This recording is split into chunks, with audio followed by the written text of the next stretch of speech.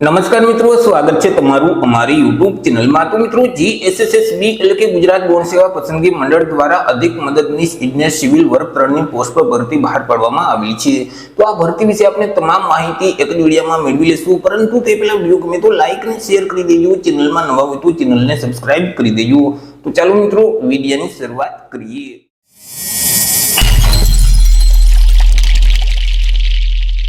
તો મિત્રો, આજે ભરતીનું નોટિફિકેશન છે તે જીએસએસબી એટલે કે ગુજરાત ગૌણ સેવા પસંદગી મંડળ ગાંધીનગર દ્વારા બહાર પાડવામાં આવેલું છે। મિત્રો, ગુજરાત ગૌણ સેવા પસંદગી મંડળ દ્વારા જે નર્મદા જળ સંપત્તિ પાણી પુરવઠા અને કલ્પસર વિભાગ હસ્તકની જે અધિક મદદનીશ ઇજનેર સિવિલ વર્ક 3ની જગ્યાઓ ખાલી છે, કુલ 824 જેટલી જગ્યાઓ છે। તો આ જગ્યાઓ સીધી ભરતીથી ભરવા માટે લાયકાત ધરાવતા ઉમેદવાર પાસેથી અરજી ફોર્મ મંગાવવામાં આવેલા છે।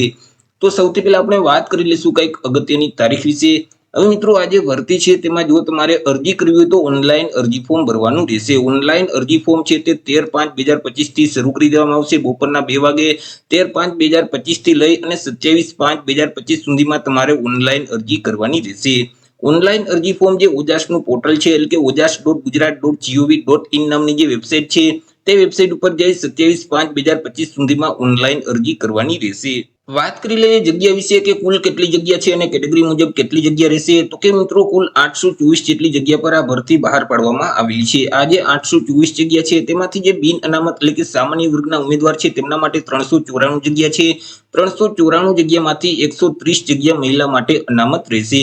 ત્યાર પછી ઈડબ્લ્યુએસ એટલે કે આર્થિક રીતે નબળા વર્ગના જે ઉમેદવાર છે તેમના માટે 82 જગ્યા છે। 82 માંથી 27 જગ્યા મહિલા માટે અનામત રહેશે। એસી એટલે કે અનુસૂચિત જાતિના ઉમેદવાર માટે 64 જેટલી જગ્યા છે। 64 માંથી 21 જગ્યા મહિલા માટે અનામત રહેશે। એસટી એટલે કે અનુસૂચિત જનજાતિના ઉમેદવાર માટે 49 જગ્યા છે। આ જે 49 જગ્યા છે તેમાંથી 16 જગ્યા મહિલા માટે અનામત રહેશે। એસસીબીસી એટલે કે સામાજિક અને શૈક્ષણિક રીતે પછાત વર્ગના જે ઉમેદવાર છે તેમના માટે 235 જેટલી જગ્યા છે। આ જે 235 જગ્યા છે તેમાંથી 77 જગ્યા મહિલા માટે અનામત રહેશે। આવી રીતે કુલ 824 જેટલી જગ્યા પર આ ભરતી બહાર પાડવામાં આવેલી છે।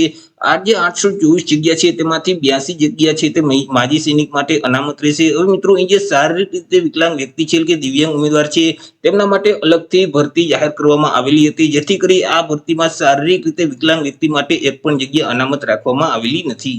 વાત કરી લઈએ પે સ્કેલ એટલે કે પગાર ધોરણ વિશે। ઉમેદવારને કયા પગાર ધોરણ મુજબ પગાર આપવામાં આવશે? તો ઉમેદવારોને પ્રથમ 5 વર્ષ સુધી તો ફિક્સ પગાર મળવાપાત્ર થશે। દર મહિને ₹49,600 ફિક્સ પગાર આપવામાં આવશે। 5 વર્ષ પૂરા થઈ જશે એટલે પે મેટ્રિક લેવલ 7 છે તે મુજબ ઉમેદવારોને પગાર આપવામાં આવશે, એટલે કે ₹39,900 થી લઈ અને 1,26,600 નું જે પગાર ધોરણ છે તે મુજબ ઉમેદવારને પગાર મળવાપાત્ર થશે। વાત કરી લઈએ એજ લિમિટ એટલે કે વય મર્યાદા વિશે। અરજી ફોર્મ ભરવા માટે ઉમેદવારની ઉંમર કેટલી હોવી જોઈએ? તો કે અરજી ફોર્મ ભરવાની જે છેલ્લી તારીખ છે 27/5/2025 તે તારીખને ધ્યાનમાં રાખી ઉમેદવારે પોતાની ઉંમરની ગણતરી કરવાની રહેશે। 27/5/2025 ના રોજ ઉમેદવારની ઉંમર છે તે ઓછામાં ઓછી 18 વર્ષ અને વધુમાં વધુ 33 વર્ષની હોવી જોઈએ। પરંતુ મિત્રો, અહીં જે અનામત વર્ગના ઉમેદવાર છે તેઓને સરકારશ્રીના નિયમ મુજબ છૂટછાટ મળવાપાત્ર થશે। જેમ કે સામાન્ય વર્ગની મહિલા ઉમેદવાર છે તેઓને 5 વર્ષની છૂટછાટ આપવામાં આવશે। અનામત વર્ગના જે પુરુષ ઉમેદવાર છે તેઓને પણ 5 વર્ષની છૂટછાટ મળવાપાત્ર થશે। અનામત વર્ગની જે મહિલા ઉમેદવાર છે તેઓને 10 વર્ષની છૂટછાટ આપવામાં આવશે। માજી સૈનિક છે તો તેઓએ જે સંરક્ષણ સેવા બજાવેલ છે તે ઉપરાંત 3 વર્ષની છૂટછાટ મળવાપાત્ર થશે। પરંતુ અહીં ઉમેદવારની ઉંમર છે તે વધુમાં વધુ 45 વર્ષની હોવી જોઈએ। જો ઉમેદવારની ઉંમર 45 વર્ષ કરતા વધી જતી હશે તો તેવા સંજોગોમાં ઉંમરમાં છૂટછાટ મળવાપાત્ર થતી નથી। વાત કરી લઈએ એજ્યુકેશન ક્વોલિફિકેશન એટલે કે શૈક્ષણિક લાયકાત વિશે। અરજી ફોર્મ ભરવા માટે ઉમેદવારની શૈક્ષણિક લાયકાત કેટલી હોવી જોઈએ? તો કે ઉમેદવારોએ કોઈપણ ટેકનિકલ એક્ઝામિનેશન બોર્ડ અથવા તો યુનિવર્સિટીમાંથી ડિપ્લોમા ઇન સિવિલ એન્જિનિયરિંગનો કોર્સ છે તે પાસ કરેલ હોવો જોઈએ। પરંતુ જે ઉમેદવારોએ bachelor degree in civil engineering કરેલ છે તેવા ઉમેદવારો આ ભરતીમાં અરજી ફોર્મ નહીં ભરી શકે। માત્ર જે ઉમેદવારોએ diploma in civil engineering pass કરેલ છે તે જ ઉમેદવાર અરજી ફોર્મ ભરી શકશે। સાથે સાથે ઉમેદવાર પાસે બેઝિક કોમ્પ્યુટરનું નોલેજ હોવું જોઈએ। ઉમેદવાર છે તે ગુજરાતી ભાષા અથવા તો હિન્દી ભાષા અથવા તો બંને ભાષાના જાણકાર હોવા જોઈએ।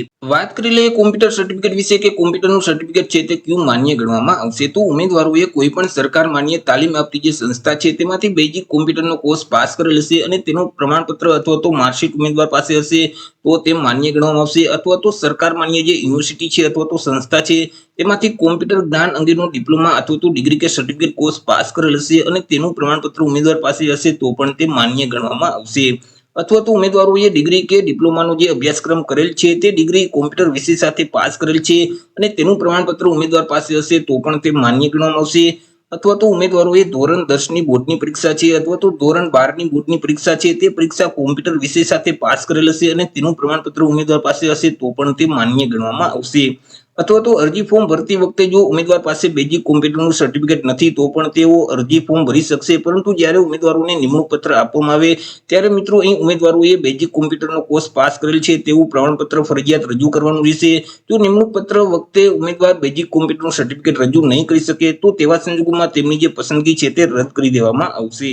વાત કરી લઈએ મિત્રો પરીક્ષા ફી વિશે કે કયા ઉમેદવારોએ કેટલી પરીક્ષા ફી ભરવાની રહેશે. તો અહીં તમામ વર્ગના ઉમેદવારોએ પરીક્ષા ફી છે તે ભરવાની છે, કે જેમાં મિત્રો જે બિન અનામત વર્ગના ઉમેદવાર છે તેઓએ પરીક્ષા ફી તરીકે ₹500 ભરવાના રહેશે. તે સિવાય અનામત વર્ગના જે તમામ ઉમેદવાર છે, જેમ કે તમામ કેટેગરીની મહિલા ઉમેદવાર છે, એસસીબીસી એટલે કે સામાજિક અને શૈક્ષણિક રીતે પછાત વર્ગના ઉમેદવાર છે, એસસી એટલે કે અનુસૂચિત જાતિના ઉમેદવાર છે, એસટી એટલે કે અનુસૂચિત જનજાતિના ઉમેદવાર છે, ઈડબ્લ્યુએસ એટલે કે આર્થિક રીતે નબળા વર્ગના જે ઉમેદવાર છે, દિવ્યાંગ ઉમેદવાર છે, માજી સૈનિક છે, તો આ તમામ અનામત વર્ગના જે ઉમેદવારો છે તેઓએ અરજી ફી તરીકે ₹400 ભરવાના રહેશે. પરંતુ અહીં જો પરીક્ષામાં હાજર રહેશે તો તેવા સંજોગોમાં ઉમેદવારોએ જે ફી ભરેલ છે તે ફી તેઓને પરત કરી દેવામાં આવશે. અરજી ફી છે તે તમારે 30/5/2025 સુધીમાં ભરી દેવાની રહેશે અને ઓનલાઈન જ તમારે અરજી ફી ભરવાની રહેશે. તમે net banking, credit card, debit card અથવા તો યુપીઆઈ ના માધ્યમથી અરજી ફી ભરી શકશો. વાત કરી લઈએ મિત્રો સિલેક્શન પ્રોસેસ વિશે કે ઉમેદવારનું સિલેક્શન કેવી રીતે કરવામાં આવશે. તો ઉમેદવારનું જે સિલેક્શન છે તે એક સ્પર્ધાત્મક પરીક્ષાના આધારે કરવામાં આવશે. આ જે પરીક્ષા છે તે હેતુલક્ષી પ્રકારની રહેશે, એટલે કે તેમાં એમસીક્યુ પ્રકારના પ્રશ્ન પૂછવામાં આવશે. તમને જે ક્વેશ્ચન પેપર આપવામાં આવશે તેમાં અલગ અલગ બે વિભાગ હશે, વિભાગ એ અને વિભાગ બી. બંને વિભાગ ફરજિયાત આપવાના રહેશે અને બંને વિભાગમાં પાસ થવું ફરજિયાત રહેશે. વિભાગ એ છે તે કુલ 60 માર્કનો રહેશે. તેમાં 60 એમસીક્યુ પ્રકારના પ્રશ્ન પૂછવામાં આવશે, કે જેમાં તાર્કિક કસોટીઓ અને ડેટા ઇન્ટરપ્રિટેશનને લગતા જે દાખલાઓ છે, એટલે કે રીઝનિંગ પ્રકારના જે દાખલાઓ છે તેવા 30 દાખલાઓ પૂછવામાં આવશે, કે જેમના 30 માર્ક રહેશે. ગાણિતિક કસોટીઓ એટલે કે ગણિત સંબંધિત જે પ્રશ્ન છે તેવા 30 પ્રશ્ન પૂછવામાં આવશે, કે જેમના પણ 30 માર્ક રહેશે. આ રીતે વિભાગ એમાં કુલ 60 એમસીક્યુ પ્રકારના પ્રશ્ન પૂછવામાં આવશે. જ્યારે વિભાગ બી છે તેમાં 150 એમસીક્યુ પ્રકારના પ્રશ્ન પૂછવામાં આવશે, કે જેમાં ભારતનું બંધારણ છે, વર્તમાન પ્રવાહ છે, ગુજરાતી અને ઇંગ્લિશ ગ્રામર સંબંધિત કુલ 30 પ્રશ્ન પૂછવામાં આવશે, કે જેમના 30 માર્ક રહેશે. તે સિવાય સંબંધિત વિષય અને તેની ઉપયોગિતાને લગતા જે પ્રશ્ન છે, એટલે કે તમે જે ડિપ્લોમા ઇન સિવિલ એન્જિનિયરિંગનો કોર્સ પાસ કરેલ છે તેમાંથી 120 પ્રશ્ન પૂછવામાં આવશે, કે જેના 120 માર્ક રહેશે. આવી રીતે વિભાગ બીમાં કુલ 150 એમસીક્યુ પ્રકારના પ્રશ્ન પૂછવામાં આવશે.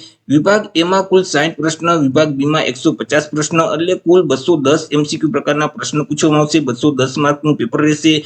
પેપર લખવા માટે તમને 3 કલાકનો સમયગાળો એટલે કે 180 મિનિટનો સમયગાળો આપવામાં આવશે. હવે આ જે પરીક્ષા છે તેમાં માઇનસ પદ્ધતિ લાગુ પડશે. જો તમે પ્રશ્નનો જવાબ ખોટો ટીક કરશો તો તેવા સંજોગોમાં 1/4 માર્ક એટલે કે 0.25 માર્ક માઇનસ કરી દેવામાં આવશે. મિત્રો અહીં પાસ થવા માટે વિભાગ એ અને વિભાગ બી બંનેમાં ઓછામાં ઓછા 40% તમારે ફરજિયાત લેવાના રહેશે. વિભાગ એમાં પણ ઓછામાં ઓછા 40% ફરજિયાત લેવાના રહેશે, જ્યારે વિભાગ બીમાં પણ ઓછામાં ઓછા પાસ થવા માટે 40% ફરજિયાત લેવાના રહેશે. તો આ રીતે મિત્રો ગુજરાત ગૌણ સેવા પસંદગી મંડળ દ્વારા અધિક મદદનીશ ઇજનેર સિવિલ વર્ગ 3ની પોસ્ટ પર ભરતી બહાર પાડવામાં આવેલી છે. તો આશા રાખું છું વિડીયો પસંદ પડ્યો હશે. વિડીયો પસંદ પડ્યો હોય તો લાઈક અને શેર કરી દેજો. ચેનલમાં નવા હોય તો ચેનલને સબસ્ક્રાઇબ કરી દેજો. ફરી મળીશું એક નવા ટોપિક સાથે એક નવા વિડીયોમાં. ત્યાં સુધી જય હિન્દ, વંદે માતરમ.